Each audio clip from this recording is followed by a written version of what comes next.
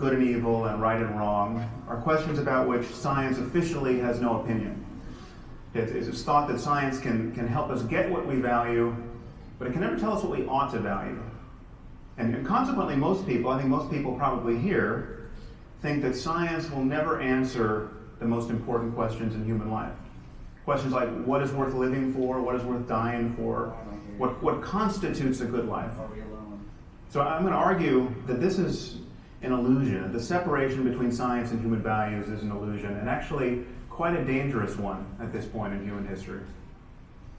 Now, it's often said that science cannot give us a foundation. Okay, so just a background on Sam Harris. He's one of the 4 individuals that tried to destroy religion. Once we had 9/11, once the Islamists attacked the Twin Towers and Pentagon, and probably the other one was going to aim at the Capitol building, they think, but it ended up in Pennsylvania. These 4 individuals, Sam Harris, Christopher Hitchens, Daniel Dennett, well, I think is the most important of them, and Richard Dawkins, who I mentioned last class that I went to his atheist service up at Fairbanks. I think I mentioned that. Maybe not. Maybe it was another group I was at. I said that. But those 4 all decided to write books to demonstrate that being religious at all was stupid, and it should be an insult to think that you're in any of those religious terms, etc. So he's promoting the idea that science can answer that question, but it's based on happiness. And as I basically point out, there are things that make me happy, like music. I like music. Iran music is haram.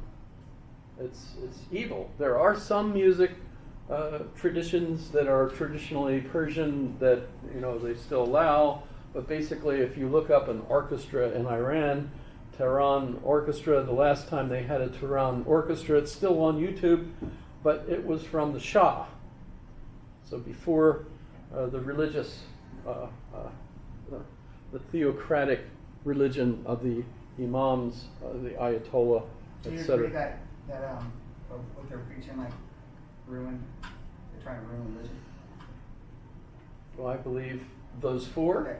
Yeah, that science can answer more questions when It morality it was a dismal failure. I'm just asking, Their because morality their is based on attempt- religion, and religion This, fills the so void this for is people. this is of course since 2001 Right. that they jumped on this team of to try to demonstrate this, and what we know now, and in fact before Daniel Dennett died, he agreed that trying Let's say, did he take to some of do that this. back? Pardon? Didn't Daniel then take some of that back before he died? Yes. Okay, that's what we're Yes. Richard Dawkins has modified his position as well. Yeah, but he's still stuck. He's actually not as much a philosopher as he is a biologist. So yeah, he has trouble with it. So I, in that sense, I agree with Groke's comparison in saying that the scientific point of view I doesn't. think Groke's comparison agrees with you. That is, I do need other people to ask I Groke told these you, questions I'll and ask find the same out. questions from Mike. 'Cause it's- He says the same thing. 'Cause I'm not finding out. Okay. So let me while I'm on here, let me go to my question for Spinoza. By the way,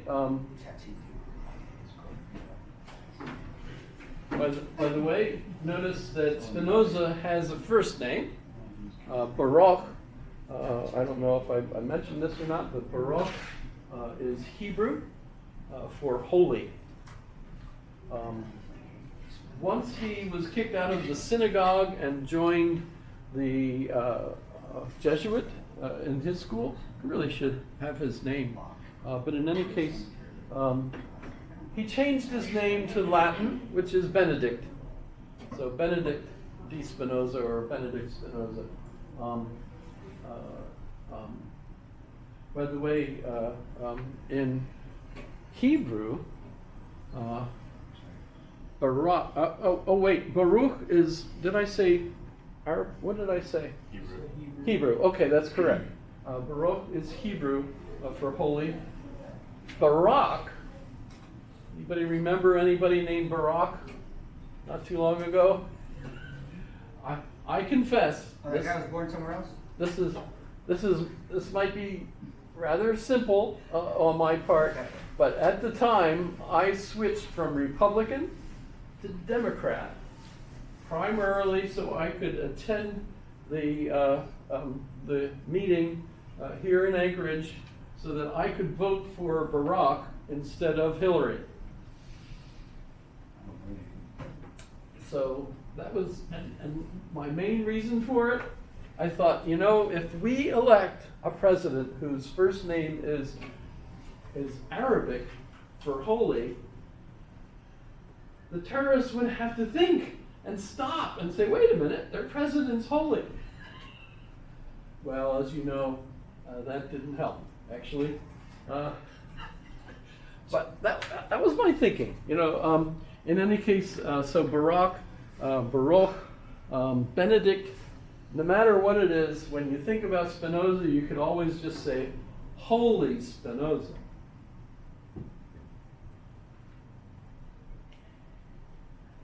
I'm trying to be funny.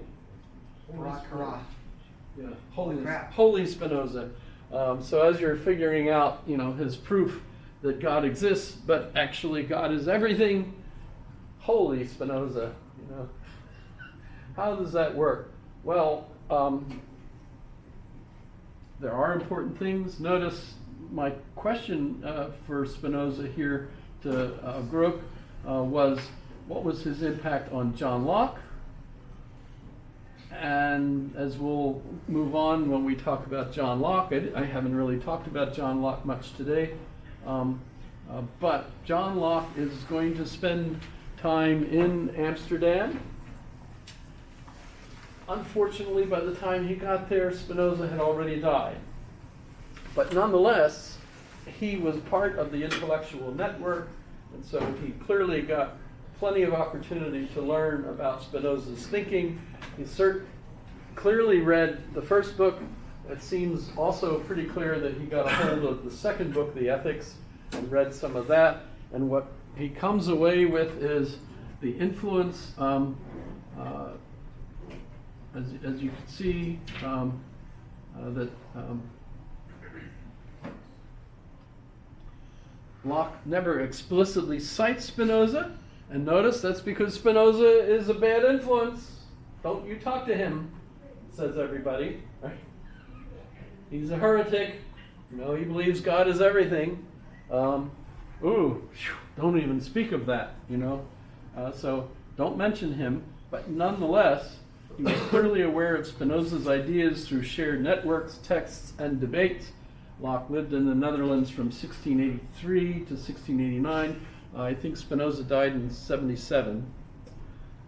So it's a hub for radical thought where he interacted with figures like these other individuals who were also familiar with the Tractatus.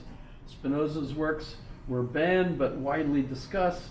That's how you get them discussed, right? Don't read these books. You go to the library, banned book week, don't read these books, and everybody checks them out. You know how that works? We're Americans, right? Remember when I asked, if Jesus came to your door, sell everything, come follow me, would you go? No.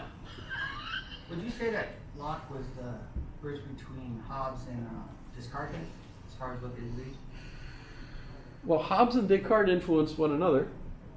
They both influenced Spinoza. All of them, including Francis Bacon. Thinking of matter specifically. Hobbes is definitely the one that leads Locke to his position on empiricism. Not Spinoza, not Descartes. Oh, I didn't say Spinoza. Yeah. So there are interesting interconnections here. But the one that is significant for us, because we're thinking, I'm at least thinking, where does this all lead for us living here in the United States, is the idea that Scripture is a human product, subject to historical and critical analysis, not divine truth. He advocated religious toleration. Religious toleration. Notice that impact will hit Locke, because that will be useful in England too, because they have religious conflicts in England. What's the best way to handle that? The way they still handle that, we should be tolerant of one another. And guess what? I like the fact that they put separate the beliefs that undermine the state so they don't kill them for their thinking. It's protection. Just like Yes, just separate, like what you said, give separate Caesar church what and Caesar's state. Separate church got. and That's how state. that's how they don't die. That's where this happens from. This is, where did this come? If you look around the world, Modi, Prime Minister Modi, wants to impose the Hindu religion really on everybody. The Bengalis are not happy with that, right? So there's all kinds of issues. Must have learned it in from the other- Romans. Pardon? You must have learned it from the Romans. Because they imposed themselves on everybody as well. Mahatma Gandhi studied Kant.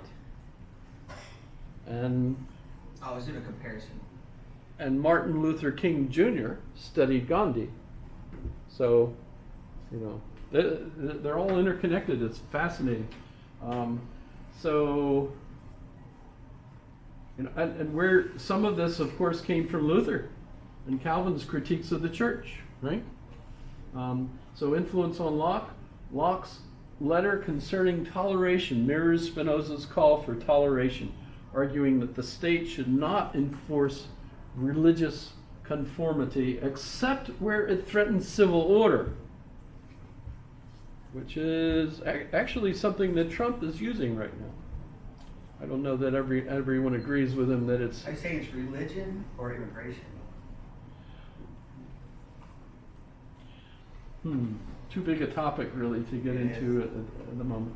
But so separation of theology from politics. While Locke's empiricism differs from Spinoza's rationalism, because he's following Descartes more than Hobbes, although he's aware of Hobbes, both reject dogmatic authority, likely reinforced by Spinoza's radical biblical criticism reaching Locke via Dutch circles, etc.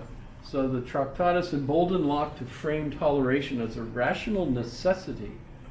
And you can see the difference in Locke's thinking before he goes to Amsterdam and after. So that is really pretty significant. And if you take a look at how that, of course, affects the American Constitution, I'll talk about that. No, I meant by middle of the road, like he puts himself in the middle of dualism versus materialism. That's why I was saying, like, it kind of bridges the gap. He's like the more moderate person in the middle. Spinoza. No, Locke.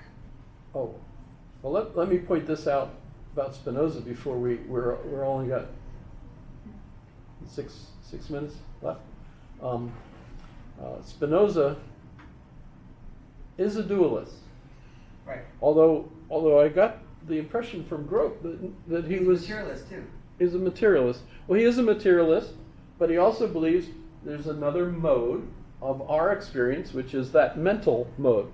So he's talking in terms of modes when he talks about Descartes' view that there's a body and a mind.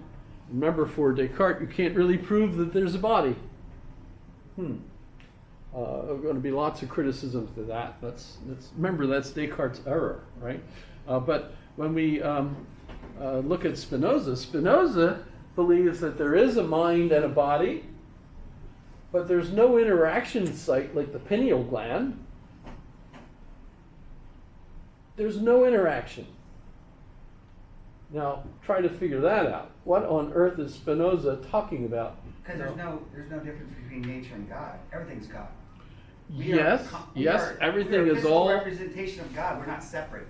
God Everything didn't is... create everything. We're just there. That's what his belief was. That's what I mean, that's why Locke is in the middle between there, Spinoza and Carthes, because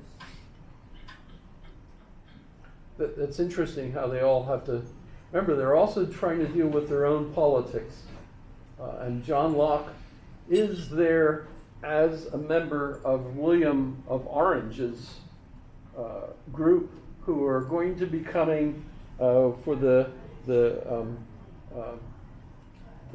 Grand Revolution, or the Glorious Revolution, where James is no longer king.